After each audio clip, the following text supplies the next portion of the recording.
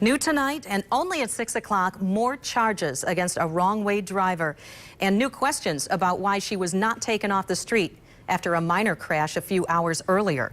Target 8 investigator Henry Erb is getting some answers for us tonight. Henry? Yeah, we came here to the Kent County Sheriff's Department with our questions. We wanted to know why deputies drove the woman home and not to jail after they found drugs in her car at an earlier crash. This just hours before she allegedly drove the wrong way into Vic Hansen's SUV. How you doing? All things considered, very well. You know, I mean, I could have been dead. Vic Hansen still limps a little, walks with a cane, and he's getting 3 kinds of physical therapy because of the August 5th crash on US 131. He says he's lucky to be alive with the injuries he had. Broken femur, fractured ribs, closed head injury. The alleged wrong-way driver who hit him is Crystal Rincones. She is facing felony charges for the crash. She hasn't had a driver's license since 2008. She's been caught driving anyway and causing a crash last year that injured 3 people. And she crashed her car into a pole in Byron Township just 7 hours before the wrong-way crash. But sheriff's deputies drove her home.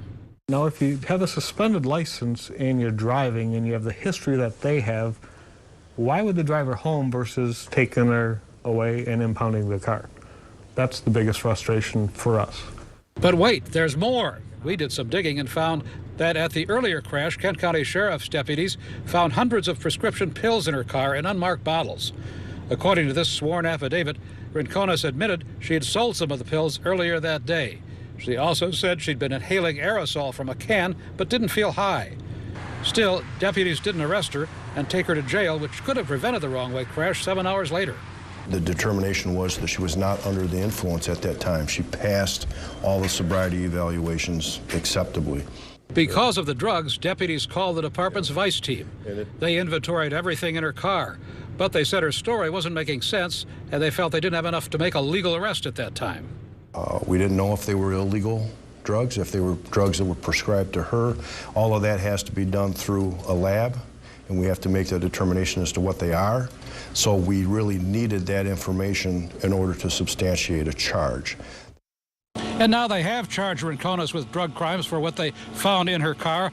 Those charges join the felonies that she faces because of that wrong-way crash. In Grand Rapids, I'm Target 8 investigator Henry Erb.